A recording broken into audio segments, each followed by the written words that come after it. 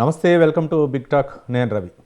ఎన్నికలు వస్తే చాలు ఉచిత హామీలు ప్రకటిస్తుంటాయి అన్ని రాజకీయ పార్టీలు. ఈ విషయంలో దేశంలోని ఏ పార్టీ మినహాయింపు కాదు. అన్ని పార్టీల మేనిఫెస్టోల్లో ఉచితాలు కనిపిస్తుంటాయి. అందుకే మరోసారి సుప్రీంకోర్టు హెచ్చరించింది. ఆయా రాజకీయ పార్టీలు ఉచితాలు ప్రకటించే పద్ధతి మంచిది కాదని వ్యాఖ్యానించింది. వీటి కారణంగా ప్రజలు కష్టపడి పనిచేసుకునేందుకు ఇష్టపడటం లేదంటోంది అత్యున్నత న్యాయస్థానం. ఏ పని చేయకుండానే డబ్బులు రేషన్ వస్తుంటే ఇక కష్టపడాల్సిన అవసరం ఏముందని తప్పుపట్టింది. ప్రజలకు సౌకర్యాలు అందించాలన్న ప్రభుత్వాల ఉద్దేశం మంచిదే, కానీ ఉచిత పథకాలు ప్రకటించే పద్ధతి సరైనది కాదంటోంది. ప్రజలను దేశాభివృద్ధిలో భాగం చేయాలని అలా జరుగుతోందా అని సుప్రీంకోర్టు ప్రశ్నించింది.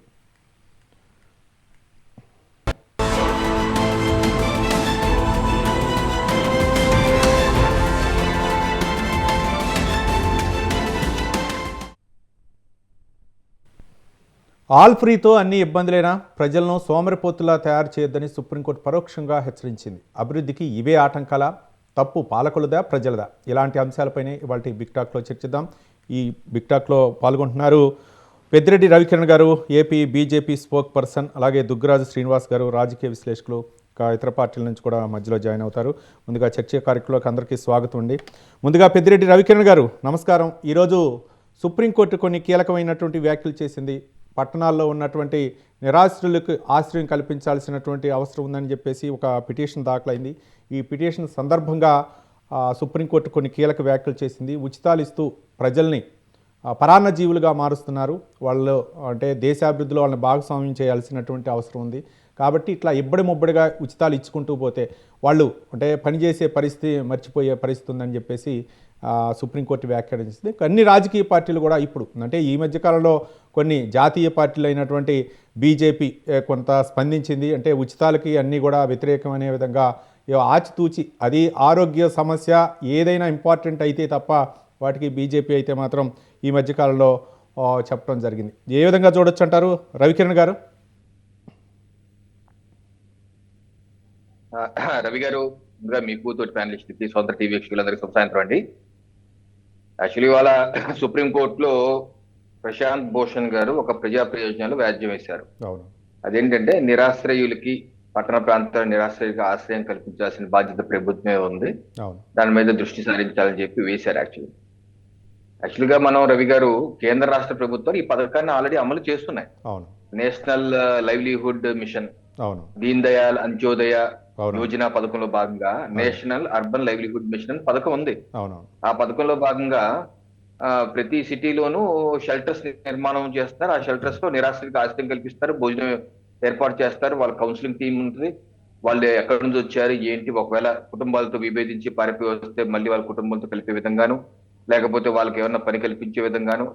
నేనుంటున్న కాకినాడలో కూడా నైట్ షెల్టర్స్ ఉన్నాయి, అలాగే ప్రతి సిటీస్ లోనే ఉన్నాయి, అమలు చేస్తున్నాయి. అవసరం అయితే దాన్ని బడ్జెట్ పెట్టుకుంటారు, పెంచుకుంటారు. అలాగే ఎవరికైనా ఇల్లు లేని వాళ్ళకి ప్రభుత్వ ప్రధానమంత్రి ఆవాస్ యోజన పథకం ఉంది. 2.5 లక్షల రూపాయలు కేంద్ర ప్రభుత్వం ఇస్తుంది, రాష్ట్ర ప్రభుత్వం కూడా 1.5 లక్షలు ఇస్తుంది. అలాగే భూమి కూడా సెంటున్నర 3 సెంట్లు. మా ప్రభుత్వం ఆంధ్రప్రదేశ్ లో సెంటున్నర ఏమో పట్టణాల్లో, 3 సెంట్లు గ్రామాల్లో ఇస్తా ఉన్నారు. అలాగే ఉచితంగా ఇస్తున్నారు, భూమి ఉచితంగా ఇస్తే నిర్మాణాలకు ఇస్తున్నారు, ఇల్లు కట్టుకోమంటున్నారు, అలాగే ఉచిత ఇసుక కూడా ఇస్తున్నారు. సో ఈ రకంగా జరుగుతున్నాయి. సో ఆ ప్రయోజన వ్యాజ్యం ఏ ఉద్దేశాలతో చేశారో నాకైతే తెలీదు. అయితే జస్టిస్ వారు, న్యాయమూర్తి వారు చేసినటువంటి justice George and then justice వారు కొన్ని పాసింగ్ బై రిమార్క్స్ చేసినట్టున్నారు.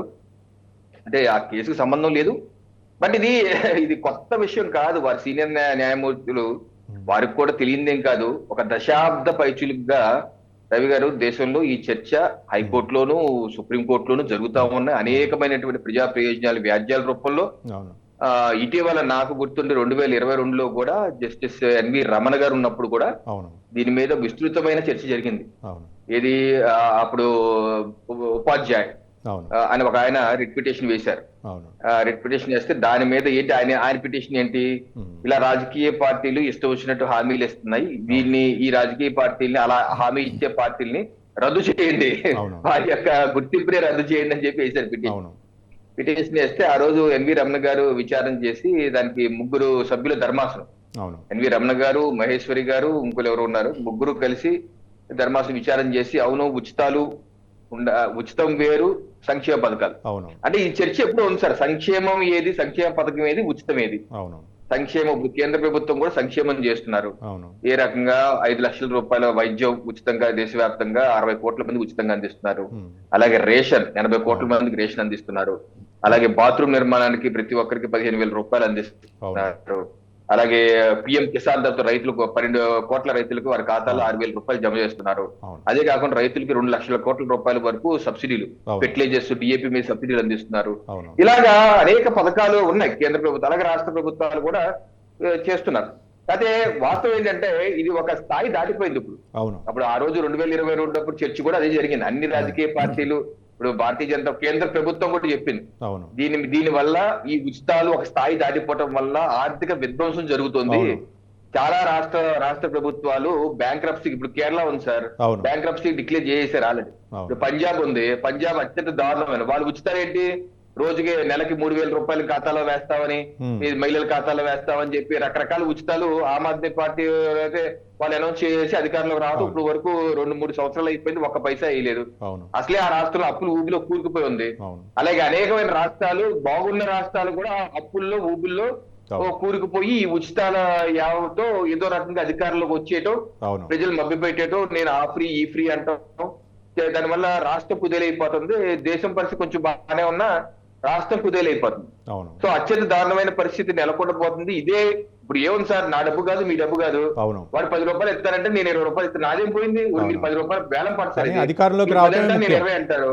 అధికారంలోకి రావటం ముఖ్యం చేస్తే దేశం ఆర్థిక సంక్షోభంకి వెళ్ళిపోతుంది కదా. దీన్ని ఎక్కడో చోట కట్టడి వెయ్యాలి అన్నది ఒక దశాబ్ద కాలంగా చర్చ జరుగుతుంది. దురదృష్టం ఏంటంటే కిరణ్ గారు, రవికిరణ్ గారు, ఆర్థిక పరిస్థితి బాగోపోతే, రాష్ట్ర ఆర్థిక పరిస్థితి బాగోపోతే కేంద్రం ఆదుకోవాలా, అది కేంద్రం పరిస్థితి ప్రపంచ బ్యాంకు ఆదుకోవాలా, ఇట్లా రకరకాలు జరుగుతూనే ఉంటాయి. అంటే ముఖ్యంగా ఎక్కువగా ప్రాంతీయ పార్టీలే ఎక్కువగా ఈ ఇబ్బడిముబ్బడిగా, మొన్న ఢిల్లీ ఎన్నికల్లో కూడా చూసాం, ఆమ్ ఆద్మీ పార్టీ దాదాపు ఉచిత ప్రయాణం మహిళలకు కల్పిస్తూ ఉంది, దాదాపు 2,100 రూపాయలేమో మహిళలకి ఇస్తా ఉంది. కానీ అక్కడ ఎందుకు ఆస్వాదించలేదు ప్రజలు? ఉచితాలు అన్ని రాష్ట్రాల్లో అన్ని ప్రాంతీయ పార్టీలు చేస్తూ ఉంటాయి కానీ ఇప్పుడు ఢిల్లీలో జరిగింది మనం చూసాం సార్. అటు ఆమ్ ఆద్మీ పార్టీ అన్ని ఫ్రీ అంది, కాంగ్రెస్ పార్టీ కూడా అన్ని ఫ్రీ 2,500 రూపాయలు మేము ఇస్తామని చెప్పింది. ఇక మేము ఎందుకు ఉండాలి, మేము కూడా దూకాం రంగంలోకి, ఎప్పుడు లేదు మేము దూకి మేము కూడా అన్ని ఇస్తామని చెప్పాను భారతీయ జనతా పార్టీ కూడా. అయితే వాళ్ళు నమ్మింది, ప్రజలు నమ్మింది, బీజేపీ నమ్మారు, బీజేపీ అన్ని ఫుల్ఫిల్ చేస్తారు. ఎప్పుడు లేనిది ఈసారి ఢిల్లీ ఎన్నికలు బీజేపీ కూడా ఎక్కువ ఉచితాలు ప్రకటించవలసిన పరిస్థితి వచ్చింది. ఎందుకంటే నేను 2020 ఎన్నికలు ఢిల్లీ ఎన్నికల్లో అక్కడ పాల్గొన్నాను, 15 రోజులు ప్రచారం చేశాను. అప్పుడు చూశాను ప్రజలు నాకు బస్ ఫ్రీ వస్తుంది కదా, నేను ఎందుకు వదులుకోవాలి, బీజేపీ వస్తే బస్ ఫ్రీ ఆపేస్తారే, నాకు బస్ ఫ్రీ కావాలి అన్న ప్రజలు నేను చూశాను. మరి అలా కోరుకుంటున్నప్పుడు మాదేం పడుతుంది? ఇప్పుడు దానివల్ల ఏంటంటే క్యాట్ రేస్, రవి గారు, వాళ్ళు ఓడిపోతాం, 1 లక్షలు ఓడిపోతాం, 2 లక్షలు ఓడిపోతాం, సరే వాళ్ళు చెప్పింది కూడా మనం చెప్పేద్దాం కదా అని చెప్పేస్తాం. మరి ఎంతవరకు ఫుల్ఫిల్ చేస్తారో చేయడం మరి చూడాలి. సో దీని ఎక్కడో చోట కట్టడి అయితే పడాలి, కట్టడి పడాలి, ఎవరో ఒకరు స్పందించాలి. ఒక సామాజికవేత్తలా, లేకపోతే న్యాయపరంగా, లేకపోతే సుప్రీంకోర్టులన, ఈ విధంగా ఎవరో ఒకరు అయితే స్పందించాల్సినటువంటి అవసరం ఉంది. ఎబ్బడి ముబ్బడిగా ఉచితాలు అనేవి అంత మంచిది కాదనే సుప్రీంకోర్టు అభిప్రాయం. రైట్, దుగ్గిరాజు శ్రీనివాసరాజు గారు, రాజకీయ విశ్లేషకులు. శ్రీనివాసరావు గారు నమస్కారం. ఏంటి ఈ ఉచితాలపై సుప్రీంకోర్టు కీలక వ్యాఖ్యలు చేసింది? నిజంగా ప్రజలకి ఆ అవసరాలు ఉన్నాయా, లేకపోతే ప్రజలు కోరుకుంటున్నారా, లేకపోతే ఒక పార్టీకి మించి మరో పార్టీలు హామీలు ఇవ్వటం వలన ప్రజలు ఆకర్షితులై చేస్తున్నారా? ప్రజలేం కోరుకోవట్లేదండి. సో ప్రజలు ఎప్పుడన్నా మాకు ఇది కావాలని అలాంటి వాటికి ఉద్యమించిన సందర్భాలు చూసారా? నేనైతే ఎప్పుడు చూడలేదు. ఈ ఉచితాలన్నీ కూడా రాజకీయ పార్టీల బుర్రలో పుట్టినటువంటి ఆలోచనలే. ఇతరత్ర పాలన సక్రమంగా చేస్తాం, ఏ పార్టీ అయినా మేము చాలా నిజాయితీ గల పాలన అందిస్తామని ఎక్కడ వాగ్దాన పత్రంలో రాయట్లేదండి. మేము నిజాయితీగా పాలన చేస్తాం, మీకు కావలసినవన్నీ కూడా అంటే మీ జీవితాలు బాగుపడేలాగా పరిపాలిస్తాం అని చెప్పడం అనేటువంటిది మర్చిపోయాయండి పార్టీలు. సో ప్రారంభంలో ఉచితాలన్నీ మాత్రం ప్రాంతీయ పార్టీలు ప్రారంభించినటువంటివే. 1967లో తమిళనాడులో ప్రారంభమైనటువంటి, అక్కడ ఉచితం కాకపోయినా ప్రజలకి ఎక్కువగా సంక్షేమం కింద కిలో 2 రూపాయలకి బియ్యాలు ఇవ్వటం అనేటువంటిది, ఏదో పడి బియ్యం అనేవారు. దాన్ని మనం తెలుగుదేశం రామారావు గారు వచ్చినప్పుడు ఇక్కడ అమలు చేశారు. ఇలా తక్కువ ధరకి ఇవ్వడం అనేటువంటి దశతో ప్రారంభమై క్రమంగా ఇప్పుడు ఉచితానికి వెళ్ళాయండి. సో మీరేమీ కొనక్కర్లా, మీరు పొద్దున ఇంటి దగ్గర పడుకొని ఉంటే మా వ్యాన్ వచ్చి మీకు రేషన్ ఇస్తుంది, మిమ్మల్ని నిద్ర లేపి అన్ని అందించి మా వాలంటీర్ వచ్చి మీకు డబ్బులు ఇచ్చి వెళ్తాడు. సో ఇలా అన్నీ ఉచితంగా ఇస్తే ఇస్తూ పోతే చివరికి వాడు అసలు నన్ను ఎందుకు నిద్ర లేపుతున్నారని అడిగే ప్రశ్న కూడా వస్తుంది. మీరు వచ్చి నన్ను నిద్ర లేపడం ఏంటి, డిస్టర్బ్ చేస్తున్నారు అంటాడేమో. ఎందుకు ఈ ఉచితాలు? గెలుపు కోసం తప్పించి. ఇప్పుడు మొన్న ఢిల్లీలో చూసినప్పుడు ఇప్పుడు రవికిరణ్ గారు అంగీకరించినట్టు బీజేపీ కూడా వద్దు వద్దు అంటూనే అది కూడా ఆ పోటీలోకి దిగిందండి ఈసారి. సో దాదాపుగా ఢిల్లీ ఎలక్షన్స్ లో జరిగినటువంటిది వేలంపాటే, ఉచిత వేలంపాట. నేను 2000 ఇస్తా అంటే నేను 2100 ఇస్తాను, ఇంకోటి 2500 ఇస్తాను. సో ఉచితాలను ఎవరు ఎక్కువగా ఇస్తారు అనేటువంటి వేలంపాట. ఇది నిజంగా ప్రజలు కోరుకోవట్లేదండి. ప్రజలు వాళ్ళకి గనక అవకాశాలు, ఉద్యోగ ఉపాధి అవకాశాలు కల్పిస్తే వాళ్ళు నెట్టుకుపోగలరండి. ఇంతకు ముందు పేదరికం ఎక్కువ రోజుల్లో ఉన్నప్పుడే ఎవరు అడగలేదండి. నిజానికి పేదరికం తగ్గిపోయింది మన దేశంలో. సో పేదరికం బాగా అధికంగా ఉండి చాలా ఇబ్బందులు పడుతున్నాయి, కరువు కాటకాలు ఉన్న 60లో కూడా ఇలాంటి ఉచితాలు ఎవరు అడగలేదు, ఇస్తామని రాజకీయ పార్టీలు అనలేదు. అన్ని సౌకర్యాలు పెరిగి దేశం అభివృద్ధి చెందింది అన్న తర్వాత ఈ రాజకీయ పార్టీల మనసుల్లోకి ఎవరు చొప్పించారో, ఏ నాయకుడి మనసుల్లోకి ప్రవేశించి ఈ చెద ఇలా తొలిచేస్తుందో తెలియదు కానీ ప్రతి వాళ్ళు ఉచితాలు ఉచితాలు ఉచితాలు, విద్యా వైద్యం తప్పించి కానీ శ్రీనివాసరావు గారు ఇప్పుడు ఉచితాలు ఇస్తున్నారు, వాళ్ళు అప్పుడు అర్హులు, వాళ్ళకి ఎలాంటి ఇబ్బంది లేదు. కానీ అదే ప్రక్రియ వాళ్ళ వంశ పారపర్యంగా కొనసాగుతూ ఉంది. ఏది ఎవరైతే అర్హులు ఉన్నారో వాళ్ళ ఇంట్లో నిజంగా వాళ్ళు దారిద్ర్య రేఖను దిగువన ఉన్నారు, వాళ్ళకి ఇవ్వాల్సినటువంటి అవసరం ఉంది. తర్వాత ఉన్నత చదువులు చదువుకున్నారు, పై స్థాయికి వెళ్ళినా సరే వాళ్ళు ఆ పథకాలను కంటిన్యూగా తీసుకునే పరిస్థితులు ఏర్పడ్డాయి. ఏది కూడా అండి, ఒకసారి ఒక సౌకర్యం ఉచితం లేదా ఇంకేదైనా సరే ప్రజలకు ఇచ్చిన తర్వాత దాన్ని వెనక్కి తీసుకోవడం అనేది జరిగే సమస్య లేదు. తీసుకుంటే ఆ ఓట్లు పోయినట్టే కదా, తిరుగుబాటు చేస్తారు. నిజానికి చాలా వెనక్కి తీసుకోవాల్సినవి ఉన్నాయి, ఇంక్లూడింగ్ రిజర్వేషన్స్ తో కూడా. కానీ దీని మీద ఒక అధ్యయనం చేసి బీజేపీ ఒక అడుగు ముందుకేసింది. గతంలో ఎవరైతే ఆ గ్యాస్ సబ్సిడీ వద్దనుకున్న వాళ్ళు ఎవరైతే ఉన్నారో వాళ్ళు ముందుగానే ముందుకు రండి అని చెప్పేసి నరేంద్ర మోదీ కూడా పిలుపునిచ్చారు అనుకోండి. కానీ ఎవరు రారండి, చాలా మంది వచ్చారు, కొంతమంది అయితే ప్రయత్నించారు. సబ్సిడీ మాకు వద్దు అనేవాళ్ళు ముందుకు రండి అని చెప్పేసి ఒకసారి పిలుపునిస్తే చాలా మంది. నిజానికి దేశంలో అత్యున్నత పదవైనటువంటి రాష్ట్రపతి పదవి అందుకున్నటువంటి వ్యక్తి తన కుటుంబానికి రిజర్వేషన్ వద్దు అనలేదండి. సో ఇక సామాన్యుడు ఎక్కడంటాడు? కేంద్రంలో 40 ఏళ్ల పాటు మంత్రిగా పనిచేసినటువంటి లేదా 30 ఏళ్ల పాటు మంత్రిగా పనిచేసిన జగజీవన్ రావు గారు నా కుటుంబానికి అక్కర్లేదని లేదు రిజర్వేషన్. సో కాబట్టి సామాన్యమైనటువంటి చాలా కింద స్థాయిలో ఉన్నవాడికి అందకుండా రిజర్వేషన్స్ అందుకున్నవాడే అందుకుంటూ తీసుకున్నవాడే తీసుకుంటూ తరతరాలుగా ఎదుగుతూ పోతున్నప్పుడు ఎక్కడో ఒకటి ప్రారంభం కావాలండి. ఈ ఉచితాల విషయంలో ప్రారంభమైనట్టే రిజర్వేషన్స్ మీద ప్రభుత్వం నుంచి వస్తున్నటువంటి బెనిఫిట్స్ ఏవైతే లబ్ధి ఏదైతే ఉందో విషయంలో తప్పనిసరిగా చర్చ మొదలవ్వాలి. కనీసం సుప్రీంకోర్టు ఇప్పుడు మొదలెట్టింది కాబట్టి కొన్ని కామెంట్స్ చేయటమో రేపు రాయబోయే జడ్జిమెంట్ లో రాస్తుందో లేదో తెలియదు కానీ ప్రస్తుతం కొన్ని కామెంట్స్ చేసి వదిలేసింది కాబట్టి ఇది రాజకీయ పార్టీలు దీని మీద తీసుకోవాల్సినటువంటి అవసరం ఉందంటారు. రైట్ శ్రీనివాసరావు గారు, ఒక బిగ్ టాక్. ఇక సుప్రీంకోర్టు వ్యాఖ్యలు రాజకీయ పార్టీలు ఏ మేరకు వాటిని పరిగణలోకి తీసుకుంటాయి, ఈ ఉచితాలు అనేది మరి నియంత్రిస్తాయా లేకపోతే ఈ ఉచితాల మీదే గెలిపోవటంలో ఆధారపడ్డాయా, తదితర అంశాల గురించి చర్చిస్తాం. ఇక రవికిరణ్ గారు ఆ మధ్యకాలంలో అంటే ఎన్డీఏ సర్కార్ అయితే మాత్రం ఇది గ్యాస్ సబ్సిడీ అంశం మీద అయితే ఒక ఆప్షన్ కూడా పెట్టింది. ఎవరైతే సబ్సిడీ వద్దనుకున్న వాళ్ళైతే ఒక ఆప్షన్ క్లిక్ చేస్తే వాళ్ళకి సబ్సిడీ రద్దయ్యే అవకాశం ఉంది అని చెప్పేసి గతంలో ప్రధాని నరేంద్ర మోదీ కూడా పిలుపునిచ్చారు అది. కానీ ఈ మధ్యకాలంలో మహారాష్ట్ర ఎన్నికల్లో కూడా కాంగ్రెస్ పార్టీ అగ్రనాయకులు మల్లికార్జున ఖర్గే కూడా ఏదైనా సరే ఎన్నికల మేనిఫెస్టో రూపొందించేటప్పుడు ఆర్థిక పరిస్థితి చూసుకోవాలి అనేటటువంటి కొన్ని వ్యాఖ్యలు చేశారు. దాన్ని ఆ పార్టీలో వాళ్ళే వ్యతిరేకించారు. దీని ఓటమికి ఇలాంటి కారణాలు కూడా ఉన్నాయని చెప్పేసి తర్వాత విశ్లేషణలో ఏ విధంగా చూడొచ్చు అంటారు రవికిరణ్ గారు? రవి గారు, మీరు అన్న పాయింట్ ఒకటి కరెక్ట్. ఎందుకంటే ప్రధానమంత్రి నరేంద్ర మోడీ గారు వచ్చాక 2014 తర్వాత ఒక పథకానికి ప్రజల ముందు ఉంచారు, గివ్ ఇట్ అప్ అని. ఏమన్నారంటే మోడీ గారు, ఎవరైతే గ్యాస్ సబ్సిడీని స్వీకరిస్తున్నారో మీకు గ్యాస్ సబ్సిడీ అక్కర్లేదు అనుకుంటే దయచేసి మీరు స్వచ్ఛందంగా వదులుకోండి. మీరు వదిలేస్తున్నటువంటి సొమ్ముకి నేను కూడా కొంత యాడ్ చేసి కొంత కలిపి పేద మహిళలకి ఉచితంగా గ్యాస్ బండ, రెగ్యులేటరు, స్టవ్ ఈ 3 కలిపి ఇస్తానని చెప్పేసి పిలిపించారు. అవును. దాంతో కోట్లాది మంది 4-5 కోట్ల మంది స్పందించారు. 4-5 కోట్ల మంది వారి యొక్క సబ్సిడీని వదిలేసుకున్నారు. అవును.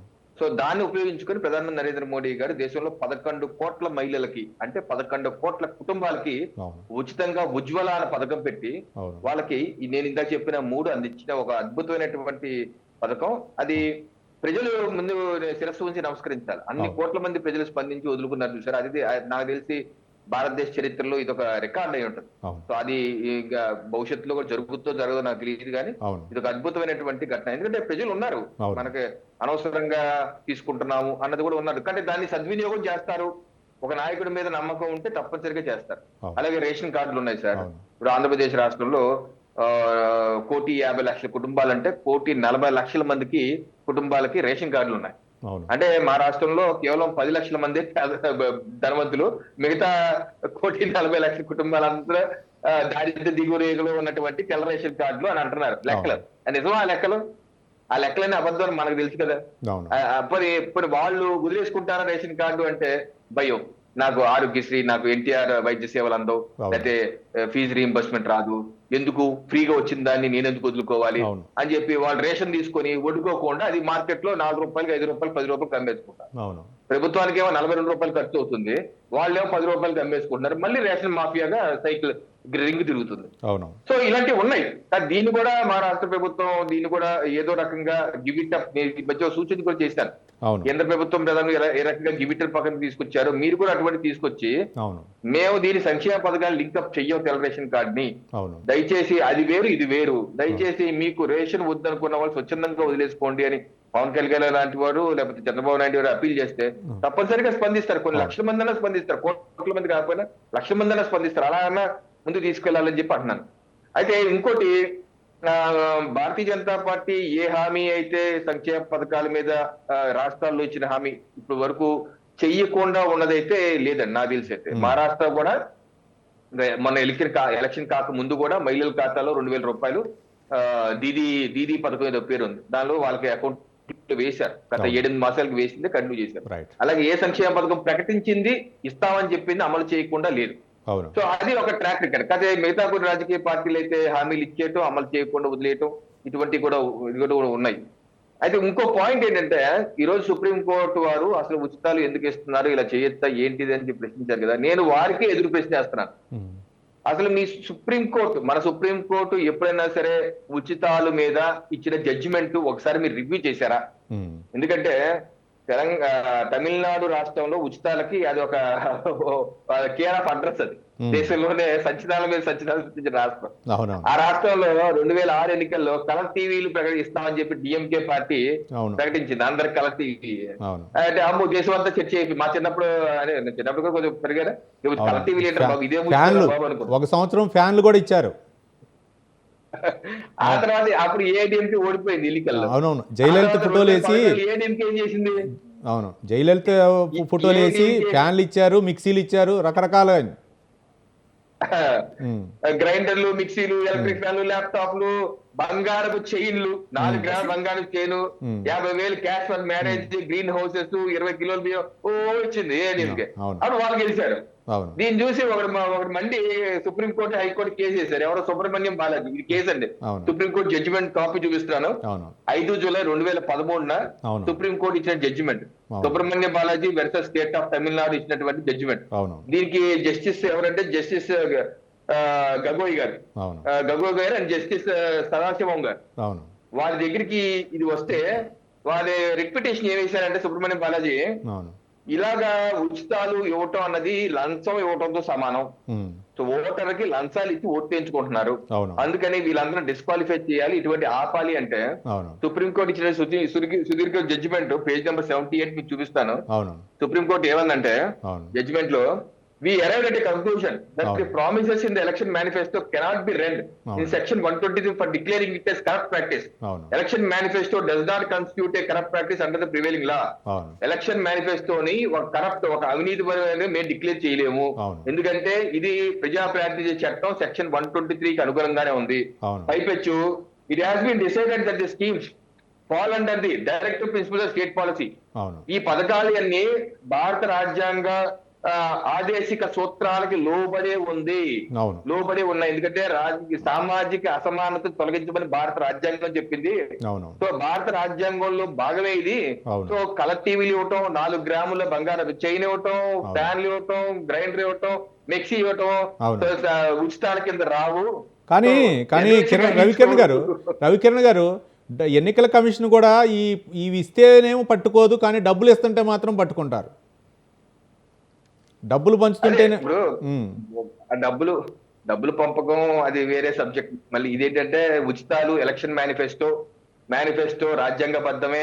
మేనిఫెస్టో అంశాల మీద మా యొక్క నియంత్రణ లేదు. కానీ కొన్ని పార్టీలేమో మాకు భగవద్గీత, మాకు బైబిల్, మాకు ఖురాన్ లాంటిగా భావించి దాదాపు 15 పథకాలు, నవరత్నాలు పథకాలు ఈ విధంగా పెట్టి మళ్ళీ చివరికి ఎట్లా అయిపోద్దంటే ఆర్థిక పరిస్థితి ఇవే రాజకీయ పార్టీలు మీరు ఉచితాలు తగ్గించుకోండి ప్రజలారా అని చెప్పే స్థాయికి రావాల్సిన పరిస్థితి ఏర్పడింది.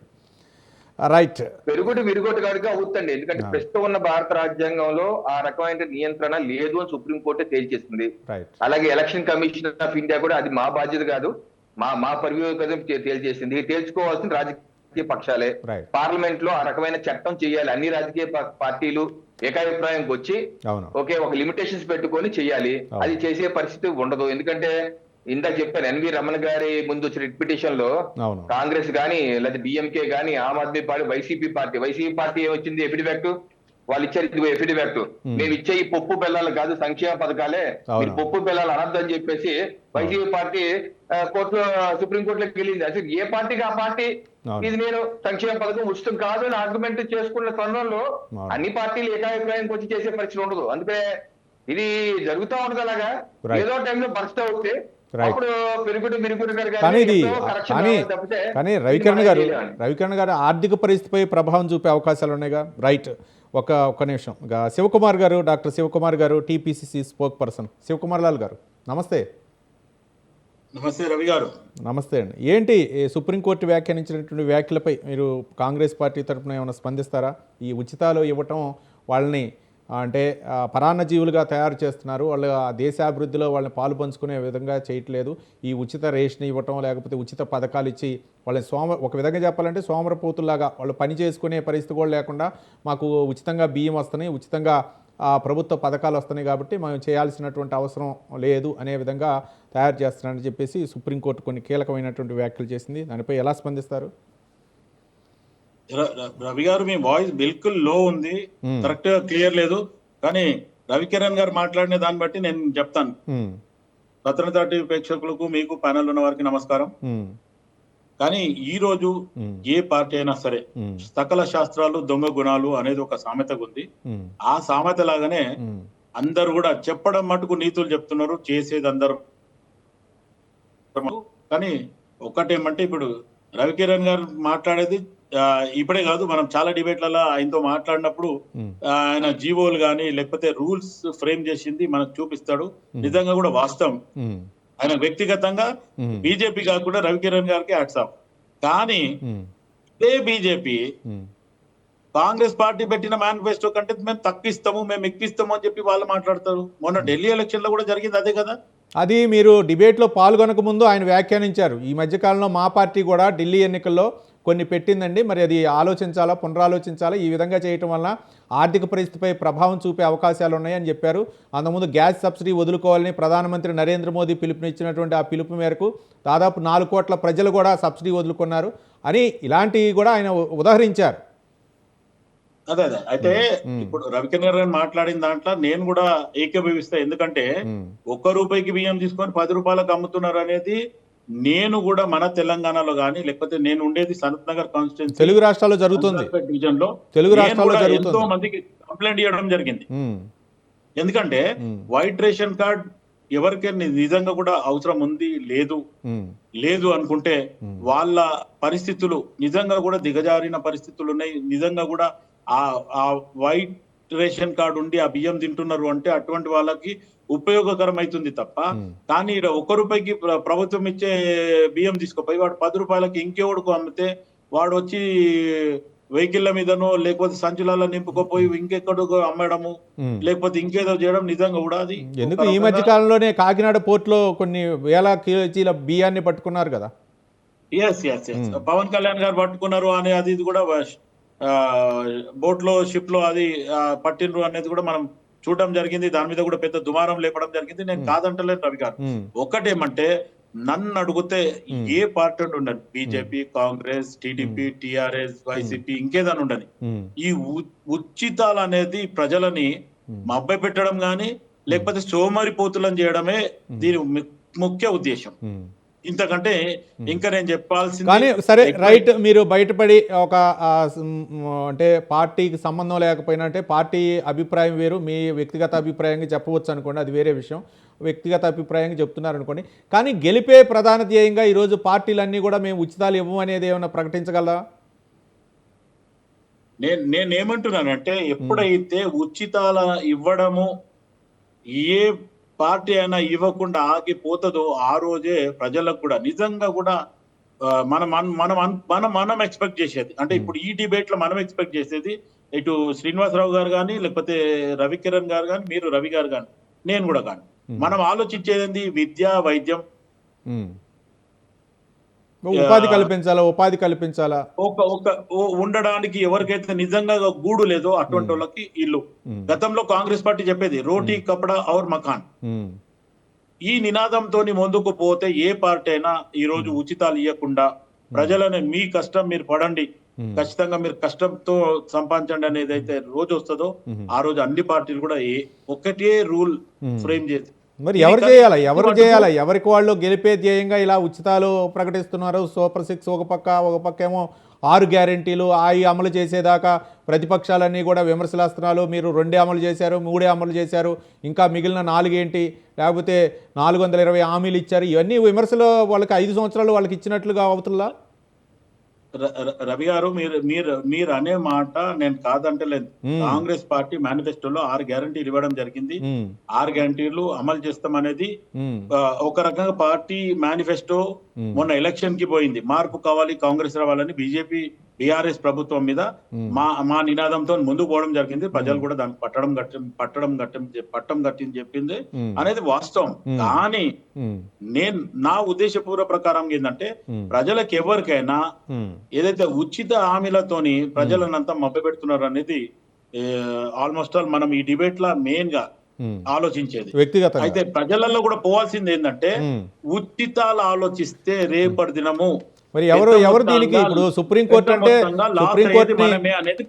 శివకుమార్ లాల్ గారు, ఇప్పుడు సుప్రీంకోర్టు అంటే ఎవరు ప్రభావితం చేయలేరు కాబట్టి సుప్రీంకోర్టు వ్యాఖ్యానించింది. ఆ వ్యాఖ్యల్ని దాన్ని ఎవరు ప్రజల్లోకి తీసుకువెళ్ళాలి? రాజకీయ పార్టీలే కదా. రాజకీయ పార్టీలు ఏ విధంగా చెప్తే ప్రజలు ఆ విధంగా మూవ్ అవుతారు. నేను ఏమంటున్నానంటే రాజకీయ పార్టీలకే ఇది అనేది ఒక రకంగా పార్లమెంట్ లో ఒక చట్టం తీసుకురావాలి. ఏదంటే పార్టీ ఫిరాయింపుల చట్టం మీద ఎట్లయితే ఒక చట్టం ఉందో దాన్ని ఇంకా కట్టుదిట్టం చేయాలనేది నేను గత డిబేట్ లోనే మన దగ్గరనే అనుకుంటా పోచా నేను చెప్పింది. ఎవరైతే పార్టీ ఫిరాయింపులు చేస్తే వాళ్ళకి నెక్స్ట్ ఒక 2 టర్మ్స్ అంటే 10 years వరకు వాళ్ళకి పోటీ చేసే ఎవరు చేస్తున్నారు? శివకుమార్ లాల్ గారు, ఒకళ్ళు మీ పార్టీ వాళ్ళు 10 మందిని లాగితే తర్వాత వచ్చినటువంటి అధికారంలోకి వచ్చిన పార్టీ 20 మందిని లాగుతుంది. ఇవన్నీ కూడా అది చెప్పడానికి ఆచరణయోగ్యం అయితే మాత్రం కాదు. రైట్, శ్రీనివాసరావు గారు చెప్పండి. శ్రీనివాసరావు గారు, అంటే ఉచితాలే ఇస్తాయి, ఉచిత హామీల్ని అమలు చేయడానికి 5 సంవత్సరాలు కూడా మిగిలినటువంటి ప్రతిపక్షాలు ప్రజల తరపున పోరాడతారు, మీకు తక్కువే ఇచ్చారు. ఇంకా తెలంగాణ విషయానికి వస్తే పెళ్లి చేస్తే తులం బంగారం ఇస్తామని చెప్పేసి ఇచ్చారు, అది ఇప్పుడు హామీ అమలు అవ్వట్లేదు. ఇట్లాంటివన్నీ కూడా ఇచ్చుకుంటూ పోతే ఇప్పుడిగా ఆర్థిక పరిస్థితి ఏంటి? వాళ్ళు ప్రజలు అంటే వాళ్ళకి అవసరమా కాదా? ఏదో గెలవటానికి ఇచ్చినటువంటి హామీలని ఇంతకుముందు శివకుమార్ లాల్ గారు చెప్పారు. కానీ ఏ విధంగా వాళ్ళని మోటివేట్ చేయాలంటే ప్రజలలో ఒక క్లారిటీ ఉందని అనిపిస్తోందండి. ఎందుకంటే అన్ని ప్రభుత్వాలు కూడా అన్ని పార్టీలు కూడా మేము ఉచితాలు ఇస్తామని చెప్పినప్పటికీ కూడా ఏదో ఒక పార్టీనే గెలిపిస్తున్నారు. ఉమ్, అంటే ఈ గెలిచిన పార్టీ ఎక్కువ ఇస్తా ఉన్న దాఖలాలు ఏం లేవు ఉమ్, ఉచితాలని. ఉమ్, కానీ వాళ్ళకి ఈ ఉచితాలతో పాటుగా మరి ఏదో కూడా వాళ్ళని ప్రభావితం చేస్తోంది. ఉమ్, ఆ ప్రభావితం చేసే అంశాలని ముందుకు తీసుకువెళ్తూ ఉమ్, ఈ ఉచితాల అంశాలని పార్టీలన్నీ కూడా తగ్గించుకుంటే మంచిదండి. ఉమ్, ఇప్పుడు ఒక్కొక్క రాష్ట్రంలో ఒకవైపు ఆంధ్రప్రదేశ్లో చూస్తే, తెలంగాణలో కూడా ఆ, సినిమా టికెట్లని 5 రెట్లు 10 రెట్లు పెంచుకోవడానికి అవకాశం ఇస్తున్నారు. ఉమ్, మీరు ఉచితాలు ఏ కుటుంబాలు అయితే పొందుతున్నాయో ఉమ్, ఆ కుటుంబాల పిల్లలే అక్కడ వేలకు వేలు తగలేసి సినిమా టికెట్ కొంటున్నారండి. 500కి 400కి 1000 దాకా ఖర్చు పెట్టగలుగుతున్నారు. ఉమ్, ఇది ఇస్తున్నాం, మనం ఎందుకు ఇస్తున్నాం, ఉమ్, ఎలాంటి కుటుంబాలకు ఇస్తున్నాం, వాళ్ళకి నిజంగా అవసరం ఉందా లేదా ఉమ్, అనేటువంటిది పూర్తిగా మర్చిపోయి ఉమ్, ఎంత ఎక్కువ మందికి మనం ఉచితం అందించగలిగితే ఉమ్,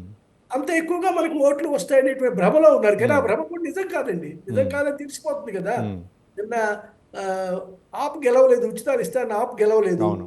అద్భుతమైన ఉచితాలు నేను ఇచ్చినంతగా ఎవరూ లేదు, ఎవడు ఇవ్వలేదు అన్న జగన్మోహన్ రెడ్డి ఓడిపోయాడు. ఉమ్, అలాగే కేసీఆర్ ఓడిపోయాడు. Hmm. సో కాబట్టి ఈ ఉచితాలు ఒక్కటే కాకుండా మిగతాయి కూడా ఓటర్లను ప్రభావితం చేస్తున్నాయి. కాబట్టి ఉమ్, రాజకీయ పార్టీలే ఉచితాలను తగ్గించి ఉమ్. మరో కొత్త కోణంలో మేము ఎన్నికల ప్రణాళిక తయారు చేసుకుందామనే ఆలోచనకి కనుక రాగలిగితే, అంటే ఉచితాలు మనల్ని కానీ స్వయం ప్రతిపత్తి కలిగినటువంటి ఎన్నికల కమిషన్కి అప్పుడు అంటే ఎన్నికల మూమెంట్లో ఈ సార్వత్రిక ఎన్నికలు అవ్వచ్చు, లేకపోతే ఏ అయినా సరే ఎన్నికల సమయంలో సామాజికవేత్తలు అవ్వచ్చు, లేకపోతే ఎవరైనా సరే స్వయం సంఘ సేవకులు అవ్వచ్చు, వీళ్ళందరూ కూడా ఆ ఎన్నికల కమిషన్కి ఫిర్యాదు చేస్తూ ఉంటారు. ఎవరైతే హామీలు ఇస్తున్నారో వాటిపై నిఘా పెట్టాలా, ఎన్నికల కమిషన్ కూడా వాటిని కూడా చేర్చాలా, వాటి అమలు చేస్తారా లేదా అని చెప్పేసి ఇస్తూ ఉంటారు. కానీ ఎక్కడా కూడా అమలు చేస్తున్నారా లేదా అనేటువంటి దానికైతే మాత్రం ఒక ప్రాతిపదికన అయితే లేదు. మరి ఏంటి అంటే ఉచితంగా హామీలు ఇచ్చి గెలిచినటువంటి పార్టీలకైతే మాత్రం ప్రతిపక్షాలు ఈ 5 సంవత్సరాలు ప్రజలు బయటకు వచ్చినా రాకపోయినా మీకు ప్రజలకి అవసరమైనటువంటి ఈ గ్యారంటీలు ఇచ్చారు కాబట్టి మీకు ఓట్లు వేశారు, అవి అమలు చేసి తీరాల్సిందే అని చెప్పేసి ఇటు ప్రతిపక్షాలు కూడా ఎన్కాష్ చేసుకోవడానికి ప్రయత్నిస్తూ ఉంటాయి. ఈ సామాజిక వర్కర్స్ కానివ్వండి, లేదా ఇతరత్ర ఉన్న ప్రజా సంఘాలు కానివ్వండి, ఇవి కూడా ఈ 5 ఏళ్ళు ఏం మాట్లాడవండి. ఇంకా ఎన్నికలప్పుడే మాట్లాడుతుంటాయి. ఎన్నికలప్పుడే వాళ్ళు కూడా చర్చల్లోకి వస్తుంటారు, వాళ్ళు మాట్లాడుతుంటారు. మధ్యలో రివ్యూ చేసి ఇదిగో ఇది జరుగుతోంది అని ప్రజలకు చెప్పేటువంటి ఆ సంఘాలు ఏమి పనిచేయట్లేదండి. ఫిర్యాదులు చేయటం అది కేవలం ఎకడమిక్గా నడుస్తోంది. కానీ ప్రజా చైతన్యానికి సంబంధించినటువంటి ఇదిగో ఈ ఉచితాల వల్ల ఈ నష్టాలు ఉన్నాయి మీకు అనేటువంటి విషయం, మీరు చాలా నష్టపోతున్నారు, అందుకుంటున్నాము ఉచితం అనుకుంటున్నారు, కానీ నిజానికి మీ నెత్తిన ఇంత అప్పు పడుతోంది, అప్పు లేకుండా ఉచితాలు లేవు. ఇదిగో మీకు అంటే మీకు ఇప్పుడు ఇచ్చిన ఉచితానికన్నా కూడా ఒక 10 రెట్ల ఎక్కువ అప్పు మీ నెత్తిన ఉంటుంది, జాగ్రత్త గుర్తు పెట్టుకోండి. కాబట్టి తప్పనిసరిగా మీరు ఈ ఉచితాల మీద భ్రమలో పడి ఉచితాల కోసం ఓటు వేయకండి అనేటువంటిది ఎన్నికైన తర్వాత నుంచి కూడా ప్రచారం మొదలు పెట్టాలండి. అవగాహన పెంచాలండి. మీకు ఉచితం అనేది నిజంగా ఉచితం కాదు. ఎవరో ఇప్పుడు మనం కర్ణాటకలో చూసాం, కర్ణాటకలో మహిళలకి బస్సులో ఉచిత ప్రయాణం ప్రామిస్ చేసింది కాంగ్రెస్. సో కొద్ది నెలలు అమలు, 1 సంవత్సరం అమలు చేసేసరికి ఏమైంది, రేట్లు పెంచాల్సి వచ్చింది. సో బస్సు రేట్లు పెరిగాయి. అక్కడ బస్సు రేట్లు పెరిగాయంటే ఏమిటి, మగవాళ్ళ దగ్గర వసూలు చేసి ఆడవాళ్ళకి ఇస్తున్నట్టే లెక్క కదా. మీరే ప్రభుత్వం ఇవ్వట్లేదుగా, రేట్లు వేయించారంటే. అంటే మీకు ఉచితం అనేటువంటిది ఇచ్చేది కూడా మరొక వర్గం మీద పన్ను రూపంలో ఉన్న వసూలు చేయాలి, లేదా మీ దగ్గరే పరోక్షంగా పన్ను వసూలు చేస్తారు. అంతే తప్పించి ఉచితం అనేది ప్రభుత్వం సొంతగా ఇచ్చేది, రాజకీయ పార్టీలు సొంతగా ఇచ్చే డబ్బులు కాదు.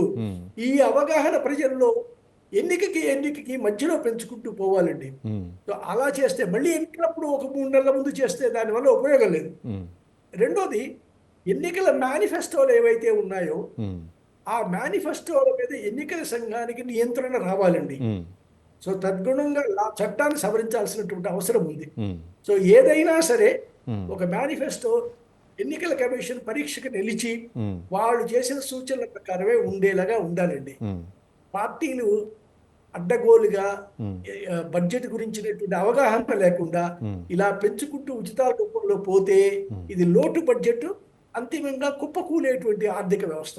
కాబట్టి ఏదైనా ఒకవేళ అవకాశం ఉంటే సుప్రీంకోర్టు అయినా సరే ఏదైనా ఒక కమిటీ లాంటిది సజెస్ట్ చేసి ఇది అన్ని మేనిఫెస్టోలు వాళ్ళు పరిశీలించి నిజంగానే ఇవి అమలు చేయదగ్గవి, దీనికి నిధులు ఎక్కడి నుంచి సంపాదిస్తారు అనేటువంటి పార్ట్ కూడా మేనిఫెస్టోలో ఉండి తీరాలి.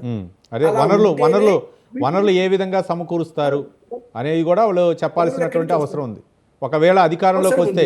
ఉంది. అలాంటి ఒత్తిడి రాజకీయ పార్టీల మీద ఎన్నికల సంఘం సుప్రీంకోర్టు తీసుకొస్తే కానీ పార్టీలు కొద్దిగా వెనకడుగు వేయవండి. ఉచితాల విషయం ప్రకటించే విషయంలో కొద్దిగా వెనకడుగు వేస్తాయి. ఒకసారి క్రమంగా ఒక పార్టీ వెనకడుగు వేసింది అంటే అవును కూడా వెనకడుగు వేయడం మొదలెడతాయి. కాబట్టి ఒక స్క్రూటినీ అవసరం, పరీక్ష అవసరం. రైట్. రవికిరణ్ గారు, ప్రజలకు అవసరమైనటువంటి విద్య, ఉద్యోగం, మౌలిక సదుపాయాలు, మరోపక్క వైద్య సదుపాయం, ఇవే ఈ మూడు ప్రామాణికంగా ఉండాలి. కానీ ఇంకా రాను రాను దారిద్ర్య రేఖ దిగువన ఉన్న వాళ్ళకి, లేకపోతే ఇంకా ఇల్లు లేని వాళ్ళు, లేకపోతే ఇంకా పేదరిక నిర్మూలన కోసం ఇంకా ఈ ఎన్ని సంవత్సరాల వరకు ఉండే అవకాశాలు ఉన్నాయి? అంటే ఈ యొక్క పేదరికాన్ని నిర్మూలించాలంటే ఒక పక్క బీటెక్లు అవ్వచ్చు, లేకపోతే శాస్త్ర సాంకేతిక పరంగా భారత్ అభివృద్ధి చెందినటువంటి దేశాల్లో సరసన నిలుస్తుంది. ఈ నేపథ్యంలో ఇంకా ఈ పేదరికాన్ని కూడా ఇంకా పెంచి పోషించే అవసరం ఉందనుకోవచ్చా రవికిరణ్ గారు? అంటే మన జనాభా పెరుగుదలతో పాటుగా ఆర్థిక అసమానతలు కూడా పెరుగుతూ ఉంటాయి. సో ఆర్థిక అసమానతలు పెరిగినప్పుడు సమాజంలో దాన్ని కరెక్ట్ చేయవలసిన బాధ్యత ప్రభుత్వం మీద ఉంది. అది రాజ్యాంగంలో ఉంది. డైరెక్ట్ ఆదేశిక సూత్రాల్లో అది భాగం, రాజ్యాంగంలో అది భాగం. అవును. సో అందుకని దానికి కావాల్సినటువంటి అప్పుడున్న పరిస్థితులు రెక్టిఫై చేయడానికి చర్యలు ప్రభుత్వం తీసుకోవాలి. ఎందుకంటే డబ్బున్నోడి దగ్గర డబ్బు ఉండిపోతే డబ్బు లేనోడు ఏం చేయాలి? ఇప్పుడు ఆయన ఆత్మహత్య చేసుకుని చనిపోవాలా? మరి ప్రభుత్వం సంక్షేమ పథకాలు, ప్రభుత్వం దగ్గర సంపద పెరుగుతున్నప్పుడు ఆ సంపద పంచాలి కదా. సంపద పెంచాలి, సంపద పంచాలి. ఇదే ప్రభుత్వం చేసేది. సో ఓ రకంగా ఇండస్ట్రీస్ ని ఉద్యోగ కల్పన ఎన్ని సహకరిస్తూ, అలాగే ఇండస్ట్రీస్ పెట్టుకుంటాకి సబ్సిడీలు ఇస్తూ, లేకపోతే ఏ మాత్రం షూరిటీ లేకుండా ప్రభుత్వం షూరిటీలు ఇస్తూ, సబ్సిడీ ఇస్తూ, పథకాలు ఇస్తూ వాళ్ళు ప్రోత్సహిస్తున్నారు. అట్ ది సేమ్ టైం ఎవరైతే దారిద్ర్య దిగురేఖ ఉండిపోతున్నారో వాళ్ళకి కావాల్సినటువంటి విద్య, గవర్నమెంట్ స్కూల్స్ ఫ్రీ ఎడ్యుకేషన్, అది కేంద్ర ప్రభుత్వం రాష్ట్ర ప్రభుత్వం ఇద్దరు సహకరిస్తున్నారు. అలాగే వైద్యం ఫ్రీ, విద్యా వైద్యం దేశంలో ఫ్రీగానే ఉంది. సో ప్రభుత్వ పాఠశాలలో చదువుకోవచ్చు, ప్రభుత్వ వైద్యం కూడా అందుతుంది. అలాగే ఇల్లు విషయం కూడా కేంద్ర ప్రభుత్వం రాష్ట్ర ప్రభుత్వం సంయుక్తంగా కోట్లాది ఇల్లు అందిస్తున్నారు. 2.5 లక్షల కోట్ల కేంద్రం, 2.5 లక్షల కేంద్రం, 1.5 లక్షల రాష్ట్రం, అలాగే జాగా కూడా, స్థలం కూడా ఫ్రీగా ఇస్తున్నారు. సో వాళ్ళు నిర్మాణం చేసుకునే అవకాశాలు ఇస్తున్నారు. సో ఇది continuous process, continuous process. At the same time ప్రజలు కూడా తెలుసుకుంటున్నారండి. ఇప్పుడు ఉచితాల వల్లే పార్టీలు గెలిచిపోతున్నాయి అంటే అది కాదండి. ఉచితాలు అన్ని పార్టీలు పోటాపోటీగా ఇస్తున్నాయి. అలా చెప్పి 3 పార్టీలు గెలవట్లేదు కదా, అలాగే పార్టీ గెలవట్లేదు కదా. సో దానిలో ఎంచుకుంటున్నారు ఎవరిని మనం నమ్మొచ్చు, ఎవరిని నమ్మకూడదు అని ఎంచుకుంటున్నారు. కొన్ని తక్కువ ఉచితాలు ఇచ్చినా సరే ఆ పార్టీలు ప్రజలు ఎంచుకుంటున్నారు. అయితే ఏంటంటే ఈ చర్చ ఎప్పుడు ఉంటది. ఇప్పుడు ప్రజలు కూడా ఆలోచిస్తున్నారు ఈ ఉచితాలు ఎక్కడి నుంచి వస్తున్నాయి. ఆయా పార్టీలు వాళ్ళ యొక్క జేబుల్లో నుంచి అయితే వాళ్ళ ఆస్తులు అమ్మైతే ఇవ్వరు కదా. అది ప్రజలు కట్టిన పన్నుల్లో నుంచే ఏదో రకంగా తీసుకొచ్చిస్తారు, లేక అప్పులు చేస్తారు. ఆర్బీఐ నుంచో ఎక్కడి నుంచో అప్పులు చేసి తీసుకొచ్చిస్తారు. అప్పుల భారం పెరిగిపోతున్నప్పుడు ఏమవుతుంది, వాళ్ళకి అడుగంటిపోతుంది ప్రభుత్వానికి, వాళ్ళకి ఇవ్వలేనప్పుడు ప్రజలు కూడా రియలైజ్ అవుతున్నారు. ఎందుకంటే ఆయన ఏదో అధికారం కోసం చెప్పేశారు, డబ్బులు లేవంటున్నారు, డబ్బులు లేకపోతే అప్పులు కూడా అయిపోయినాయి, ఎక్కడి నుంచి వస్తాయని చెప్పి ఆ రాష్ట్రంలో ఉన్నటువంటి రాష్ట్ర ప్రభుత్వ ఉద్యోగాలకి జీతాలు ఇచ్చుకునే పరిస్థితి. కేరళ ఉంది, కేరళ అఫీషియల్ గానీ ఎఫిడవిట్ ఇచ్చిన కేరళ హైకోర్టుకి, మేము బ్యాంక్రప్సీ అయిపోయాము, ఉద్యోగస్తులకు మేము జీతాలు ఇవ్వకపోతున్నాం అని చెప్పేసి హైకోర్టు ఎఫిడవిట్ ఇచ్చింది. మరి ఒక రాష్ట్ర ప్రభుత్వం దివాళా చేసి ఎందుకు దివాళా చేసింది? ఆదాయ వనరులు లేక మరి ఇటువంటి పరిస్థితి వచ్చి. సో అది ప్రజలు కూడా సోషల్ మీడియా యుగం కాబట్టి. కానీ రవికిరణ్ గారు కొన్ని అయితే కఠోర నిర్ణయాల్లో తీసుకోవాలి. ఇతర దేశాలతో పోటీ పడుతున్నటువంటి భారత్ ప్రభుత్వ విద్యాలయాల్లో చదివే వాళ్ళకే ఈ సంక్షేమ పథకాలు వర్తిస్తాయి, లేదా ప్రైవేటు విద్యా వ్యవస్థపై అంటే చదివే వాళ్ళు కూడా, ప్రైవేటు విద్యా సంస్థలో చదివే వాళ్ళు కూడా ఫీజు రియంబర్స్మెంట్ ఇస్తూ ప్రభుత్వం ప్రోత్సహిస్తుంది. అంటే ఇలాంటి పథకాలని అంటే ఏ విధంగా చూడొచ్చు అంటారు? ఒక విధంగా చెప్పాలంటే ప్రభుత్వ స్కూళ్ళలోనే, ప్రభుత్వ విద్యాలయాల్లో చదివే వాళ్ళకే పథకాలు వర్తించాలనేటటువంటి అంశాలు కూడా ఆ మధ్యకాలంలో తెరపైకి వచ్చాయి. మీరు ప్రభుత్వ పాఠశాలలో చదువుకున్న వాళ్ళకి యూనిఫామ్ ఫ్రీ, బుక్స్ ఫ్రీ, బ్యాగులు ఫ్రీ, బూట్లు ఫ్రీ, సాక్స్ ఫ్రీ, భోజనం ఫ్రీ, అన్ని ఫ్రీయే కదా. ఇంకా ఖర్చే ఉంది. ఇంకా దానికి మళ్ళీ అమ్మఒడి అని చెప్పి 15,000, 13,000 వాళ్ళకి ఇవ్వటం ఎందుకు? ఇంకా ఆల్రెడీ అన్ని ఫ్రీగా ఇస్తున్నావు కదా. ఇది కాక మళ్ళీ అలాగే ప్రైవేట్ స్కూల్ చదివే వాళ్ళకి కూడా ఇస్తున్నావు నువ్వు అవును. అమ్మఒడి అంటూ. దానికి వాళ్ళు సుప్రీంకోర్టులో ఇచ్చిన ఫీడ్బ్యాక్ ఏంటి? ఇది సామాజిక దాంట్లో భాగమే అని చెప్పన్నారు. దాన్ని మనం కాదనలేదు. సుప్రీంకోర్టు నేను కాదనలేనండి. అవును. ఇప్పుడు ఈ రోజు సుప్రీంకోర్టు న్యాయమూర్తి గారు ఈ ఉచితాల వల్ల సోమరపోతులు పెంచుతున్నారన్న సుప్రీంకోర్టు, అదే సుప్రీంకోర్టు ఈ ఉచితాలు రాజ్యాంగంలో భాగం అని చెప్పి సుప్రీంకోర్టు జడ్జిమెంట్ ఉంది. మరి ఏం చెప్తారు వాళ్ళు? నువ్వేమో ఒక పక్కనేమో ఇది నీ సోమరపోతులు పెంచుతారు నువ్వే అంటావా? అవును. మరి నీ జడ్జిమెంట్ ప్రకారం అది రాజ్యాంగంలో భాగం, ప్రజాప్రాంతీయ చట్టంలో అది భాగమే, దీన్ని తప్పటి ఎలక్షన్ మేనిఫెస్టో నేను తప్పట్లేను, ఇది రైట్ ఆఫ్ పొలిటికల్ పార్టీ అని మీరే జడ్జిమెంట్ ఇచ్చారు. అవును. మీరే జడ్జిమెంట్ ఇచ్చి మళ్ళీ మీరే సూపర్ పోతులు అంటే దానికి ఏమైనా అర్థం పడతలేదు లేదు కదా. అవును. కనీసం ఇప్పుడు కన్నా సరే ఏ కామెంట్ అయితే ఇవాళ చేశారో వాళ్ళు రివ్యూ చేయండి. అవును. మీ కేసు ఏదైతే ఇందాక ఉల్లంఘించారో 2013 కేసు అవును. TC 5130/2013 దాన్ని మీరు రివ్యూ చేయండి. అవును. మీకు కనీసం మీకు చిత్తశుద్ధి ఉంటే ఆ యొక్క జడ్జిమెంట్ ని రివ్యూ కానీ చేసి రవికిరణ్ గారు ఇంకో అంశం అంటే ఎన్నికల కమిషన్ కూడా ఆదేశించవచ్చు. అంటే మీరు ఇది పరిశీలించండి, ఎవరైనా సరే ఉచిత హామీలు కనుక ఏమైనా ఇస్తుంటే లేకపోతే ఇప్పుడు ముబ్బడిగా హామీలు ఇస్తే అమలు అవుతున్నాయా లేవా అనేది ఎన్నికల కమిషన్ పరిశీలించాలని చెప్పేసి సుప్రీంకోర్టు ఆదేశించవచ్చు అంటారా? లేదు. దీనిలో కూడా ఈ జడ్జిమెంట్ లో కూడా అది కూడా రాసి ఎన్నికల కమిషన్ ఒకసారి పరిశీలించండి ఏం చేయొచ్చో మీరు కూడా. అంటే ఎలక్షన్ కమిషన్ ఎన్వి రమణ గారి ఇది మీకు చూపిస్తాను చూడండి. 17 ఆగస్టు 2022 ఎన్వి రమణ గారి ఇదే కేసు రిట్ పిటిషన్ తీసుకొని వారు ఇచ్చినటువంటి సమాధానంలో వారు ఏమన్నారంటే ఉచితాలు తేల్చడానికి త్వరలో కమిటీ వేస్తా అన్నారు ఎన్వి రమణ గారు. కమిటీ ఆ కమిటీ ఆయన త్వరలో వెళ్ళిపోయారు. వెళ్ళిపోయి CJI చంద్రచూడ్ గారు చూసుకుంటారు, నా టైం అయిపోయింది వెళ్ళిపోయారు. ఇదే CJI చంద్రచూడ్ గారు నా టైం అయిపోయింది సంజీవ్ ఖన్నా గారు చూసుకుంటారని వెళ్ళిపోయారు ఆయన. అలాగే 3 ఏళ్ళ నుంచి వెళ్ళిపోయింది. అలాగే అప్పుడు సుప్రీంకోర్టులో ఎన్నికల కమిషన్ కూడా ఎఫిడవిట్ వేసింది, అబ్బాయి మా పరిధిలో లేదు, మాకు ఆ పవర్స్ లేవు, ఎలక్షన్ ఎఫిడవిట్ ని పరిశీలించి దాన్ని ఇలా కాదు అలా FRBM లిమిట్స్ లో ఉండాలి, చెప్పాలి, చెయ్యాలనేది మా పర్వ్యూలో లేదు, మాకు ఆ హక్కులు లేవు, రాజ్యాంగం అది కల్పించలేదు అంది. సో ప్రస్తుతం అయితే ఏ చట్టము లేదు. ఒకటే ఇందాక డాక్టర్ శివకుమార్ గారు చెప్పినట్టుగా ఓపెన్ గా చెప్పాలంటే రాజకీయ పార్టీలన్నీ ఒక తాటి మీదకి వచ్చి ఒక మాట మీదకి వచ్చి ఇప్పుడు దీంతో లిమిట్ అవుదాం, ఉచితాలు మన జోలికి వెళ్ళొద్దు అని చెప్పి రాజ్యాంగ సవరణ చేసి ఒక స్వయం నియంత్రణ పాటించి రాజ్యాంగ సవరణ చేస్తేనే చేస్తూ కొన్ని ఎలక్షన్ కమిషన్ కి ఏమన్నా పవర్స్ ఇచ్చో లేకపోతే అటువంటిది ఏదైనా చేస్తే తప్పితే ప్రస్తుతం ఉన్న రాజ్యాంగ స్వరూపంలో దీన్ని కట్టడి చేసే అధికారం, హక్కు, అవకాశం కూడా రాజ్యాంగం ద్వారా ఏర్పడిన ఏ సంస్థకి లేదు. అది ప్రజల్లో నుంచి ఎప్పుడన్నా చైతన్యం వచ్చి రాజకీయ పార్టీల మీద ఒత్తిడి చేసి రాజకీయ పార్టీలు కూడా రియలైజ్ అయ్యి ఈ కరెక్షన్ చేయాలి. ఆ చేసే సమయం వరకు మనం వేచి చూడవలసింది తప్పితే మనలాంటి వ్యక్తులందరూ డిస్కస్ చేస్తాం ఒక ఉచితాల వల్ల రాష్ట్రాలు కుదేలైపోతున్నాయి, అవి చర్చించడానికే పరిమితం రవికిరణ్ గారు, అవి చర్చించడానికే పరిమితం అయితే కానీ అమలు చేయడానికి మాత్రం ఏ అయితే అధికారం కోల్పోయిన పార్టీలు ఉంటాయో అవి ఇబ్బడముబ్బడిగా ఉంటాయి, దాహం తీర్చుకోవటం కోసం. అది ఎవరన్నా సరే ఇప్పుడు మనకి అనేక రాజకీయ పక్షాలు ఉన్నాయి సార్, ప్రజాస్వామ్యం 3000 రాజకీయ పార్టీలు ఉన్నాయి దేశంలో, అలాగే ఇండిపెండెంట్లు ఉన్నారు, చాలా మంది ఉన్నారు పార్లమెంట్ లో. సో వీళ్ళందరూ ఏకతాటి మీద రావటం అన్నది కష్టతరమైన అంశం.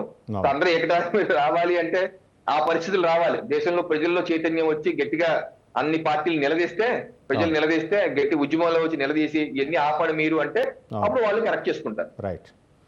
రైట్ శివకుమార్ లాల్ గారు చెప్పండి. శివకుమార్ లాల్ గారు, అంటే సామాజిక వర్గాలుగా విభజించడం లేకపోతే ఎవరైతే సామాజిక వర్గాలు ఉన్నారో వాళ్ళ ప్రాతిపదికన ఓట్ల శాతంగా పరిగణిస్తూ వాళ్ళకి ఉచిత తాయిలాలు ఇస్తూ రాజకీయ పార్టీలు ఇబ్బడముబ్బడిగా ప్రచారాస్త్రాలు సంధిస్తున్నాయి. అంటే మత్స్యకారులకి వాళ్ళని ఏ విధంగా ఎన్కాస్ట్ చేసుకోవాలా, అలాగే ఈ విధంగా ఎవరైతే రజకులు ఉంటారో అంటే ఈ సామాజిక వర్గాల పేర్లు అంటే ఈ విధంగా చెప్పి వాళ్ళకి ఏదో లాండ్రీ షాపులు పెట్టిస్తాం లేకపోతే ఈ విధంగా అని చెప్పేసి రాజకీయ పార్టీలు చేస్తున్నాయి. నిజంగా ఆ సామాజిక వర్గాలు ఇంకా అదే పరిస్థితిలో ఉన్నారా? రవి గారు నిజంగా కూడా ఆలోచిస్తే ఈరోజు మీరైనా రవికిరణ్ గారైనా లేకపోతే శ్రీనివాసరావు గారైనా మనం మాట్లాడే ఈ డిబేట్ల మటుకు రాజకీయ రంగం ఈ రోజు ఒక పెద్ద బిజినెస్ అయిపోయిందండి.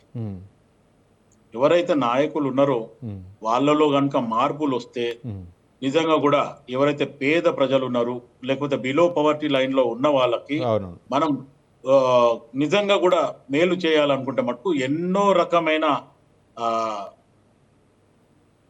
వేరే రకంగా సంక్షేమ పథకాలు సంక్షేమ పథకాలు తీసుకొచ్చి చేయొచ్చు. కానీ వాళ్ళకి ఆ చిత్తశుద్ధి లేదు. నేను ఒక కాంగ్రెస్ పార్టీ అధికార రైట్, ప్రతినిధిగా నేను చెప్పారు, చెప్పడం మంచిగా ఏంటంటే, మాట్లాడారు శివకుమార్ లాల్ గారు. మీ పార్టీ జాతీయ అధ్యక్షుడు మల్లికార్జున్ ఖర్గే మహారాష్ట్ర ఎన్నికల సందర్భంగా ఆ మేనిఫెస్టో పొందుపరిచేటప్పుడు ఆర్థిక పరిస్థితిని కూడా ఆలోచించాల్సినటువంటి అవసరం ఉందని చెప్పేసి ఆయన చెప్పినటువంటి ఆ వ్యాఖ్యలపైనే మీ పార్టీలోనే కొంచెం వ్యతిరేకత ఏర్పడ్డది ఆయన చేసినటువంటి వ్యాఖ్యలపై. అంటే రవి గారు, ఎవరైతే నిజాయితీగా మాట్లాడతారో వాళ్ళు దేశ వ్యతిరేకే. ఇప్పుడు శ్రీనివాసరావు గారు అనుకున్నా, ఈ రోజు రవికిరణ్ గారు మాట్లాడిన దాంట్లో కూడా వాళ్ళ పార్టీ కూడా ఆయన నేను మా పార్టీలో కూడా వ్యతిరేకించవచ్చు, నేను కాదంటలేదు. కానీ పరిస్థితులు ఏంటంటే ఎన్నాళ్ళు ఇలా చేస్తారు, ప్రజలని మొత్తానికి సోమరిపోతులని ఎప్పటి వరకు తయారు చేస్తారు. ఈ ఉచితాలు ఇచ్చి, ఈ ఉచితాలు మీరు ఒక్కసారి బంద్ చేసి రాష్ట్రాలని అభివృద్ధి దిశగా కనుక మనం ముందుకు పోవాలనుకుంటే మటుకు ఖచ్చితంగా ఈ ఉచితాలు అవసరం లేదు. మీరు నమ్మండి నమ్మకపోండి, గతంలో పివి నరసింహారావు గారు కానీ మన్మోహన్ సింగ్ గారు కానీ వాళ్ళు ఒక సర్వేలో ఓపెన్ గా చెప్పడం జరిగింది ఏంటంటే, ఒక వ్యక్తి తాగుడుకు బానిస అయిన వ్యక్తి అయినా సరే minimum 150 to 200 rupees per day is spending that. అట్లా ఆలోచిస్తే 4,500 రూపాయలు 5,000 రూపాయలు ఒక్క వ్యక్తి ఖర్చు పెట్టుకుంటున్నప్పుడు పేదరికం ఎక్కడుంది అనేది కూడా అప్పట్లో మాట్లాడిన విధానాలు ఉన్నాయి. అయితే ఆ రకంగా ఆలోచిస్తే ఒక రిక్షా కొట్టిన వ్యక్తి అయినా సరే, ఒక డైలీ లేబర్ అయినా సరే, లేకపోతే ఇంకొక రకంగా మనం ఆలోచించిన ఒక మధ్య తరగతి కుటుంబం అయినా సరే, they are spending more amount. ఈ ఉచితాలకి ఎక్కడ కూడా వాళ్ళు ఈ ఉచితాల మీద, ఫ్రీ బియ్యం మీద, లేకపోతే పెన్షన్ మీద, ఇంకొక దాని మీద వాళ్ళు ఆధారపడి లేరు. ప్రజలు ఇస్తున్నట్టు, ఇప్పుడు ఇంతకు ముందు రవికిరణ్ గారు చెప్పారు, మీరు ఇస్తున్నారు మేము తీసుకుంటున్నాం అంతే. ఈ దిశగానే ప్రజలు కూడా ఉన్నారు తప్ప ప్రజలలో కూడా మార్పు రావాలి. ఈ భారం అంతా ఎవరి మీద పడుతుంది? మళ్ళీ ప్రజల మీద పడుతుంది. ఇది వాళ్ళు ఖచ్చితంగా ప్రజలు కూడా ఆలోచించాల్సింది.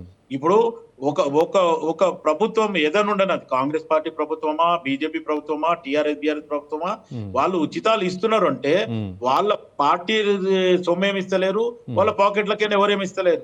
అది మళ్ళీ ఒక స్టైల్ వచ్చినప్పుడు, మొన్న బీఆర్ఎస్ వచ్చింది, ఈ రోజు పరిస్థితి ఏంది? ఉచితాలు ఇచ్చినామనే రకంగా ఆలోచిస్తే 1,50,000 రూపాయలు ఒక పుట్టిన పిల్లోడి తలకాయ మీద కూడా ఈ రోజు అప్పు ఉంది. ఎక్కడికైనా వచ్చింది అది? అవును, ఇది పెరుగుడే కానీ తగ్గేది లేదు. పెరుగుతూనే ఉంటుంది డే బై డే. ఇది పెరగడం తప్ప తరగడం అనేది ఉండదు. వీళ్ళలో ఒక రకమైన మార్పులు ఉండాలి. రైట్, రాజకీయ నాయకులల్లో గాని, పార్టీలలో గాని ఈ మార్పులు ఎప్పటి వరకు అయితే రావో, పరిస్థితులు ప్రజలై గాని, అటు ఏ రాష్ట్రంలో అయినా, తెలంగాణ కావచ్చు, ఆంధ్ర కావచ్చు, నార్త్ సౌత్ ఎక్కడైనా సరే. రైట్ శ్రీనివాసరావు గారు, ఒక పార్టీ ఇచ్చి అధికారంలోకి వస్తుంది, మళ్ళీ ఆ పార్టీ ఇచ్చినటువంటి ఆ ఉచిత హామీలు మళ్ళీ కుంభకోణాలు జరిగినాయని చెప్పి తర్వాత మళ్ళీ ఎంక్వైరీ. ఉదాహరణకు ఆంధ్రప్రదేశ్లో ఈ వికలాంగుల పెన్షన్ విషయంలో ఇప్పుడు ఎంక్వైరీ మొదలైంది. అలాగే తెలంగాణలో ఏవైతే రైతు రుణమాఫీ అవ్వచ్చు, లేకపోతే రైతు భరోసా అవ్వచ్చు, వాళ్ళకి ఇస్తున్న దాంట్లో భూమి సాగు చేయని భూములకు కూడా ఇచ్చారని చెప్పేసి తర్వాత దాని మీద మానిటరింగ్ చేయడం జరిగింది. ఏ విధంగా చూడొచ్చు అంటారు? సంక్షేమ పథకాలలో ఎప్పుడు నిజాయితీ లేదండి. అమలులో నిజాయితీ అనేది లేదు. సంక్షేమ పథకాలలో కూడా ఎప్పుడో రాజీవ్ గాంధీ ప్రధానిగా ఉన్నప్పుడే కేంద్రం నుంచి వచ్చే రూపాయిలో 15 పైసలే కింది వాడికి చేరుతోంది ఆయన ఒక లెక్క చెప్పాడు. సో ఇక్కడ కూడా ప్రతి సంక్షేమ పథకంలో కూడా ఎవరి స్థాయిలో వాళ్ళు దాంట్లో నుంచి కట్టు తీసుకుంటున్నారండి. వాళ్ళకి ఎంత దక్కుతుందో అంత తీసుకొని కింద వాడికి ఇస్తున్నారు. కింది వాడు ఏమనుకుంటున్నాడంటే, ఆ బెనిఫిషియరీ ఏమనుకుంటున్నాడంటే, ఎంత వస్తే ఏమిటి, నాకేంటి, వచ్చింది చాలు, నాకేం కష్టపడితే వచ్చింది కదా, ఉచితంగానే వస్తుంది కదా, ఒక్కసారి నేను ఓటు వేసినందుకు నాకు 5 ఏళ్ళు వీడు ఇస్తున్నాడు కాబట్టి ఎంత ఇస్తున్నాడు, నాకు రావాల్సింది మొత్తం ఇవ్వట్లేదు అనే మాట వాడు మాట్లాడట్లేదు. కాబట్టి ఇక్కడ అంతా కూడా ఒక రకమైనటువంటి కుంభనంగా ఎవరికి వాళ్ళు మనకేం దక్కుతుంది అనేటువంటి దాంట్లోనే ఉన్నారండి. రాజకీయ నాయకుడికి నాకు పదవి వస్తుందా లేదా, నేను 5 ఏళ్ళు ఏదో నాకు కావాల్సిన సంపాదించుకోగలుగుతానా లేదా అని వాడు చూస్తుంటే, ప్రజలు కూడా నాకు ఎంత మేలు వస్తే అంతే. వాడు కష్టపడుతున్నాడు, ఎలాగూ ఈ ఒక్కదాంతో వాడు ఏం బతకలేడు. వాడు వేరే పని చేసుకుంటున్నాడు, వాడికి కావాల్సిన ఇతర సంపాదన తీసుకుంటున్నాడు, సంపాదించుకున్నాడు, అంతా బానే ఉంది. కానీ వచ్చిన వేరే తీసుకుంటున్నాడు. ఇన్ని రకాల సంక్షేమాలు ఇన్ని ప్రభుత్వాలు ఇంతగా అమలు చేసినప్పటికీ కూడా పేదరికం ఎందుకు పోవట్లేదు అనే ప్రశ్న అసలు ఎవరు సమాధానం చెప్పట్లేదండి. మీరు ఇంత మేలు చేస్తున్నప్పుడు ఎప్పటికప్పటికి వాళ్ళు సామాజికంగా ఎదగాలి కదా.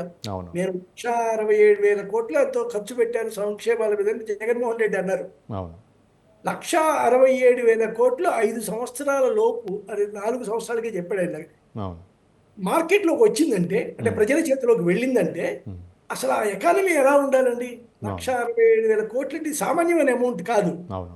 అంత అమౌంట్ ప్రజల్లోకి వస్తే వాళ్ళ పర్చేసింగ్ పవర్ ఎంత పెరిగి ఉండాలి, ఎంత డిమాండ్ పెరిగి ఉండాలి, రాష్ట్రంలో ఎంత ఎదుగుదల ఉండాలి. అవును. అదేమీ కనిపించలేదు కదా. నేను ఉచితాలు ఇచ్చినంత మాత్రాన మార్జినల్గా కొద్దిగా మాత్రమే వాళ్ళకి లబ్ధి చేకూరుతోంది కానీ మొత్తం చేకూరట్లేదు.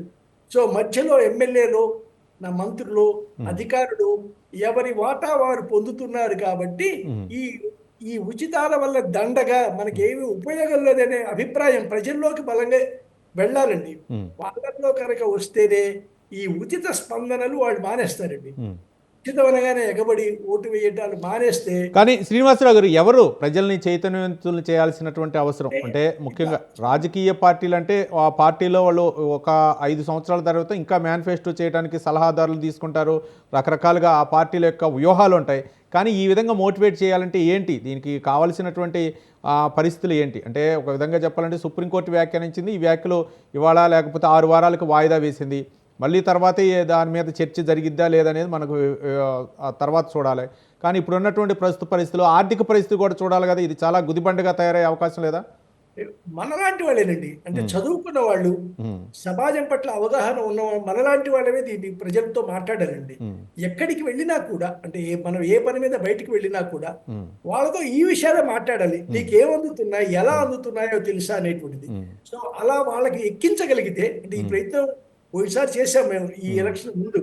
ఎవరితో మాట్లాడుతున్నా సరే, ఒక ఆటో ఎక్కినా సరే, ఒక ఇంకేదైనా వాహనంలో వెళ్తున్నా సరే, మన పక్కన ఉన్న వాళ్ళతో మాట్లాడటం అనేటువంటి విద్యావంతులు చేయాలండి.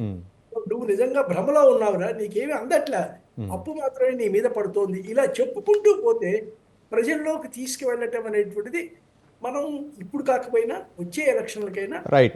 విద్యావంతులు రాజకీయాల్లో ఎవరైతే సామాజిక స్పృహ కలిపినటువంటి సంఘ సంస్కర్తలు ఇలా అయితే ముందుకు వచ్చి ఈ ఉద్యమాన్ని అయితే నడిపించాలంటే. Right, thank you Shivakumar Lal గారు, టీపీసీసీ స్పోక్ పర్సన్, అలాగే దుగ్గరాజు శ్రీనివాసరావు గారు రాజకీయ విశ్లేషకులు, పెద్దిరెడ్డి రవికిరణ్ గారు ఏపీ బీజేపీ స్పోక్ పర్సన్ స్పందించి చర్చా కార్యక్రమంలో పాల్గొన్నందుకు అందరికీ ధన్యవాదాలు. ఏది ఏమైనా సుప్రీంకోర్టు వ్యాఖ్యలను అయితే మాత్రం రాజకీయ పార్టీలు ఏ మేరకు తీసుకుంటాయి, ఉచితాలు అనేది నిషేధమా లేకపోతే ప్రజలకు కావలసినటువంటి మౌలిక సదుపాయాలు ఏవైతే ఉన్నాయో విద్య, ఉద్యోగం, వైద్యం వీటిపైనే ప్రధానంగా దృష్టి సాధించాలి, ఈ ఉచితాలు అనేవి సహేతుకం కాదని చెప్పేసి సుప్రీంకోర్టు వ్యాఖ్యానించినటువంటి వ్యాఖ్యలు ఏ మేరకు తీసుకుంటే మనం వేచి చూద్దాం. ఇది ఇవాళ బిగ్ టాక్లోని అంశం. రేపు బిగ్ టాక్లో మళ్ళీ కలుసుకుందాం. చూస్తూనే ఉండండి స్వతంత్ర.